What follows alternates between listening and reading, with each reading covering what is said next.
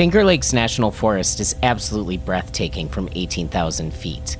The rolling hills of central New York State sprawl in every direction, barely scarred by highways. To the west, I can see the clear, light blue waters of Seneca Lake, and to the east is Cayuga, the largest of the Finger Lakes. Even though this is my most common mission, I do not tire of the view. The magic of flight is never lost on me. As we hover over the forest in a modified Coast Guard Sikorsky S-61R, I think back to Da Vinci's sketch of the first helicopter from the 15th century. I imagine sitting on the sand dunes of Kitty Hawk, watching the Wright brothers take their first powered flight. I'm in awe of the bravery of American flight crews over Europe during World War II, flying through flak on bombing raids, pushing forward as their comrades go down over Germany, kissing the ground when they return, proud to serve this great nation. They did not fear death. I do not fear death. I fear nothing. The patient next to me begins to stir as the Haldol wears off, breaking me out of my daydream. The patient's name is Glenn Stewart. He's 34 years old, a resident of Kenmore, New York, and desperately afraid of flying, despite a job that requires frequent transatlantic travel. He's worked with a psychiatrist to conquer his anxiety to no avail. Glenn wakes up. He looks out the window. He begins to struggle in his seat, but he's buckled in, and his arms and his hands are tied in restraints. His mouth is sealed shut with duct tape. The tendons in his neck tense, and I see he's screaming, but I can't hear him over the roar of the engine. Glenn looks at me, his eyes pleading for help. I unbuckle my seatbelt and lean forward to tap the pilot on the shoulder. I give him a thumbs up. He gives me a thumbs up. I connect a safety line to my flight suit, crouch as I walk to the back of the helicopter, and open up the back door. Freezing air blasts on my face. It's refreshing. I'm wide awake. I walk back to Glenn, unbuckle him, and drag him out of his seat. He tries to squirm, but I hold him tight in a bear hug as I bring him to the open door. I set him down. He tries to roll away, but I stop him with my foot. Then I push him out of the helicopter. He disappears over the edge. I return to my seat and the helicopter banks to the east. I watch Glenn fall. He's limp like a dummy. He shrinks out of view as he plummets to the earth. He's a small white dot and disappears in the trees. I walk to the back of the helicopter, shut the door, and return to the pilot. I tap him on the shoulder. I give him a thumbs up. He gives me a thumbs up back. I unlatch the safety line and buckle myself into my seat. We bank west and head back home. Glenn Stewart has been cured of his anxiety. The engine of America keeps running. I pull into the garage, turn off my government-issued black Ford Taurus, and go into the house. My daughters Stephanie and Caroline shout, "Daddy," and grab me by the legs. I tussle their hair. Oliver barks. I pet him. I enter the kitchen and kiss Beth on the cheek. She tells me dinner is ready and calls the girls to sit down. She asks me to put the salad on the table, and I bring the salad into the dining room. We eat. I ask the girls about their day. They tell me meandering stories that are difficult to follow, but I nod and smile and listen. Beth says she finally caught up on the laundry, and guess who she saw at the grocery store? Nicole Stevens, Will's wife, from Cherry Hill Country Club. She asks if I remember Nicole Stevens. I tell her of course I remember her. I don't remember her. We finish dinner. I help with the dishes. We put the girls to bed. I read them a story. I turn off the lights. I lay in bed. Beth lays next to me with a book folded across her chest, a sequel to 7 Habits of Highly Effective People. She's quiet. I ask her what's wrong. She shrugs and tells me nothing is wrong. I ask her again. Beth sits on the bed and tells me that Nicole's husband, Will, has lymphoma. They caught it early, but they're starting chemo so it doesn't spread. He's only 42. Isn't that terrible? I agree. It's terrible. I ask her what's wrong. She tells me that she worries about me. What would she and the girls do if I got sick? She says she needs me and wouldn't know what to do if something happened to me. I ask her how much she worries. She says a lot. She has trouble sleeping. I tell her she should talk to someone. She says she has been talking to someone. She tells me she loves me, and I tell her I love her. She turns off the light and lays on her side. I lay on my back with my hands folded on my chest and stare at the ceiling. I won't allow anxiety in my household. I'll review her file tomorrow. I sit at my desk staring in quiet reverence at the emblem for the Department of Health and Human Services. In the emblem is an eagle. Its wings are shaped like human faces in profile. It is absolutely perfect. The Center for Disease Control and United States Department of Health and Human Services have categorized anxiety as a pandemic. Anxiety diminishes the quality of life, in many cases can be psychologically contagious, and most destructively makes individuals unproductive at work and at home. Anxiety isn't just a drain on our medical infrastructure, it's bad for the economy. It's this element, the negative impact of anxiety on the economy, that makes it so sinister. It must be stopped by any and all means. The success of America depends on it. The motto of the Department of Health and Human Services is, improving the health, safety, and well-being of America. I live by these words. I want them tattooed over my heart, but the Bureau doesn't permit tattoos. Most patients who suffer from anxiety are receptive to cognitive behavioral therapy and once-daily oral benzodiazepines, like lorazepam, alprazolam, diazepam, or any number of psychotropics and antipsychotics. We monitor their progress closely. Most of my day is spent buried in paperwork, charting the progress of patients, identifying the unlucky few with clinically intractable anxiety, and curing them forever, like I did yesterday with Glenn Stewart. What I did to Glenn Stewart wasn't murder. It was not punitive. I did for him what drugs and therapy could not. He will never feel anxiety again. I made the country a safer place. That is our Bureau's mission, to free this great country of anxiety. I will sacrifice anything and everything to serve this great nation. This is why I so proudly serve the classified wing of the Department of Health and Human Services, called the Anxiolytic Enforcement Bureau. Few know our agency exists. The president herself doesn't know it exists. I tell Beth, the girls, family, friends, and neighbors that I work in public health, with a specialty in psychiatric care. This isn't untrue. I'm committed to the mental health, safety, and well-being of America, and I'm very good at my job. I stare at the emblem. I remember what Beth said the night before. I log into the Bureau's intranet and find her file. Elizabeth Erin Watterson, home address 1810 Maple Road, Amherst, New York. She's been a patient of Dr. David Broadmoor for 8 months. Diagnoses: general anxiety disorder and panic disorder. Medications: 5 milligrams of olanzapine daily, 10 milligrams of diazepam as needed. Doctor's notes: patient continues to be unresponsive to cognitive behavioral therapy, immersion therapy, and medication. I'm keeping an eye on you, Beth.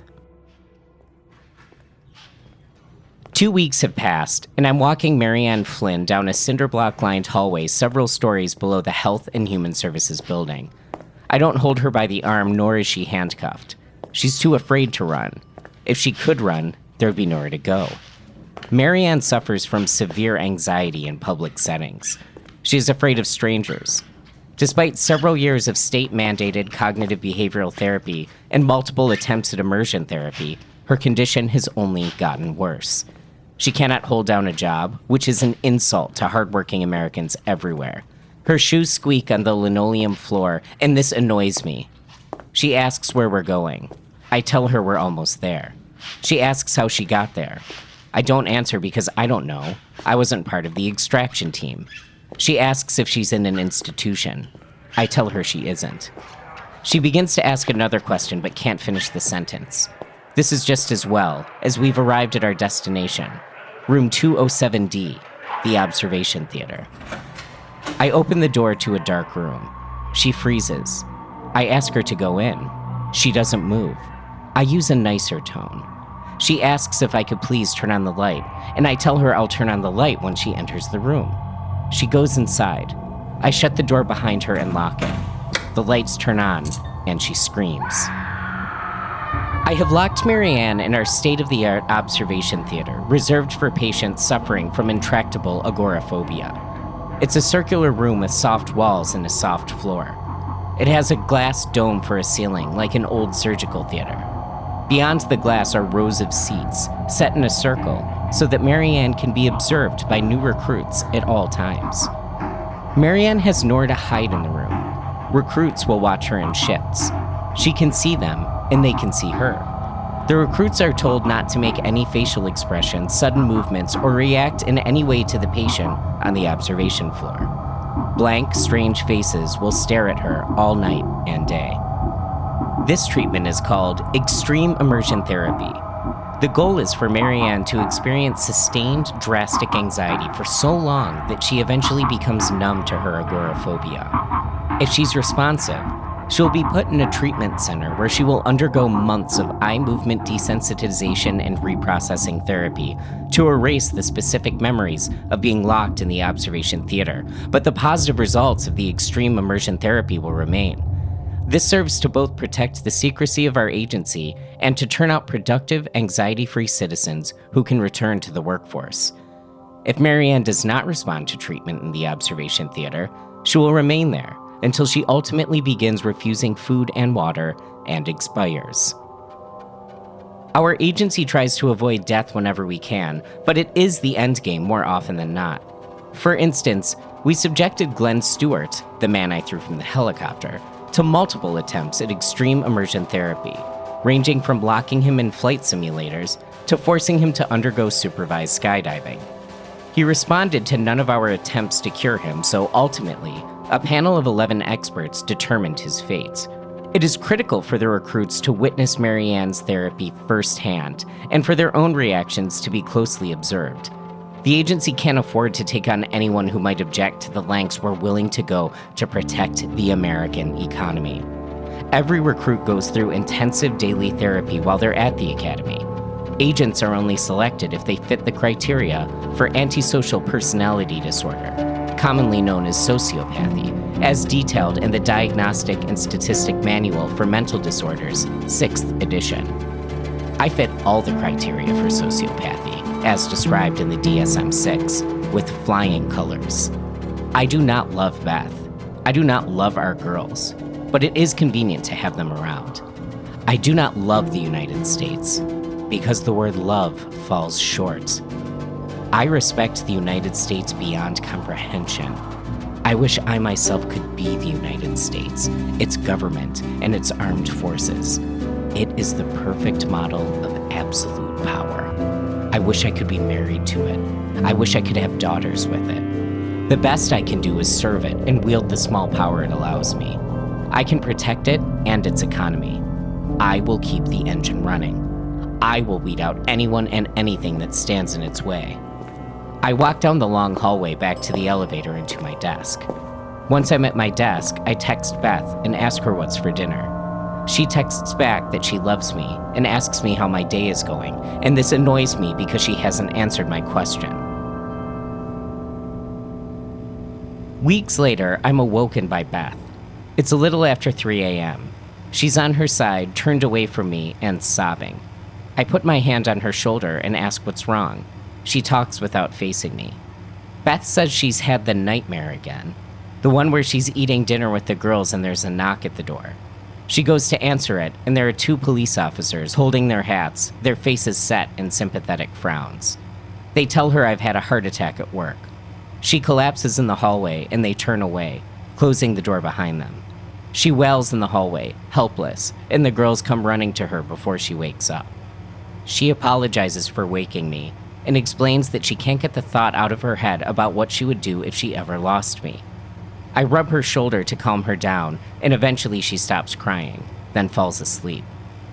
I lay awake all night, not because I'm worried about her, but because I can operate on very little sleep. As we get ready the next morning, she apologizes again for waking me, and I smile and tell her it's okay. I kiss her and tell her I love her because that's what I normally do. I tell her I need to get to the office early, then drive to the office, and I arrive early. The office is empty and silent, short of the hum of fluorescent lights. I turn on my computer and check her file. Beth has continued to regress, despite cognitive behavioral therapy and immersion therapy. Her doctor has taken her to funerals, and facilitated conversation with her and actors who pretend to be widows who have happily gotten on with their lives. However, her progress has stalled. Her file has been flagged for review by the Anxiolytic Enforcement Bureau. Good, I say to myself out loud. I sit in my idling Ford Taurus in the parking lot of New Life Mental Health Clinic. Terry Clayton, white, male, bald, tall, skinny, smoker, leaves out the front doors at 10:51, 6 minutes after his final appointment with Dr. Nanette Breyer.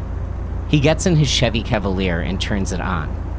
He waits 5 minutes, then 20, then 45, and ultimately over an hour before putting his car in drive and slowly pulling out of the parking lot. Terry was once a long-haul trucker, but had to retire once he began getting panic attacks while driving at night. He's been in cognitive behavioral therapy for 6 years. He's been subjected to several week-long stints in driving simulators to get over his anxiety. His anxiety has only worsened. Trucking is vital to the United States economy. It's the backbone of commerce. The shipment of consumer goods, heavy industry, and livestock depend on it. The United States economy cannot afford to lose a single long-haul trucker, and by his unresponsiveness to therapy, we have lost him. He is as good as dead. I follow Terry. He drives 10 miles under the speed limit, hugging the shoulder, driving overly safe. I wait until we're alone on a twisting country road when I hit a button on a remote control in my lap. A burst of sparks fly from under his car, severing his brakes. I click the button twice in a row, and his car accelerates. It takes off faster than I can keep up with. I keep a safe distance as Terry approaches a bend in the road. His brake lights flash, but his car doesn't stop. He waits too late to turn, hits the guardrail, flips over it, and wraps around a tree. I pull over to the side of the road and watch. Smoke pours out from under his hood, and soon his engine is on fire. The fire spreads to the back of his car until it hits the gas tank. The Cavalier explodes. I watch it burn for a few minutes before making a 3-point turn and heading back to the office. When I get back to my desk, I check my email. The Bureau has assigned me a new patient for extreme immersion therapy. Her name is Elizabeth Erin Watterson. Home address, 1810 Maple Road, Amherst, New York. She's a patient of Dr. David Broadmoor. Diagnoses, generalized anxiety disorder and panic disorder. Medications, 15 milligrams olanzapine daily, 20 milligrams of diazepam as needed. Doctor's notes, unresponsive to treatment. All options have been exhausted. I close my email, go to the parking lot, and head home. I get out of the car and walk to the passenger side door. I open the door like a gentleman and offer my hand to help Beth out. Her face is set in a wide grin. She says she can't remember the last time I took a day off work to spend time with her. I tell her I can't remember either. There's nothing to remember. I have never taken a day off work to spend time with her. We hold hands and I lead her to the Whirlpool Rapids Bridge that overlooks the violent, rocky water that flows into Niagara Falls. We stand against the railing and watch waves crash against the rocks. Mist tickles my face. It's refreshing. I ask her what's been bothering her lately. She says nothing. I ask again. Beth breaks down crying and holds me. She says she can't get past the thought of losing me. She doesn't know why or how it started, but she worries all day about what she would do if I didn't come home and left her alone with the girls. I ask her how her treatment is progressing. She says nothing works. I wipe the tears away from her eyes because I've seen people do that in movies, and it appears to be a kind thing to do. She says she loves me. I say nothing back.